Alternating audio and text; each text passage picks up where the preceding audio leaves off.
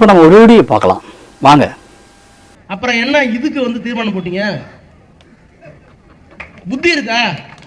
நான் எல்லா சாத்தியக்கூறுகளும் ஆராய்ந்து விட்டேன், நீட்டை ரத்து செய்வதற்கு சாத்தியமே இல்லை. அப்புறம் என்னத்துக்கு தமிழ்நாட்டில் வந்து தீர்மானம் போட்டா? யாரை ஏமாத்த? அயோக்கியத்தனம் இல்ல.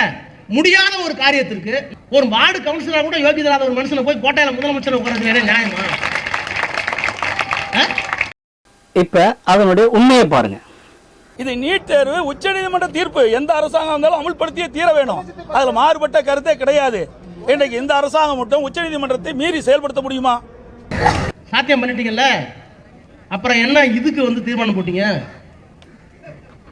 புத்தி இருக்கா? நான் எல்லா சாத்தியக்கூறுகளும் ஆராய்ந்து விட்டேன், நீட்டை ரத்து செய்வதற்கு சாத்தியமே இல்லை. அப்புறம் என்னத்துக்கு தமிழ்நாட்டில் வந்து தீர்மானம் போட்டா? யாரை ஏமாத்த? அயோக்கியத்தனம் இல்ல. முடியாத ஒரு காரியத்திற்கு நான் கேட்கிறேன், ஒரு வார்டு கவுன்சிலரா கூட யோகிதராத ஒரு மனுஷனை போய் கோட்டையில முதலமைச்சர் உட்கார்றது நியாயமா?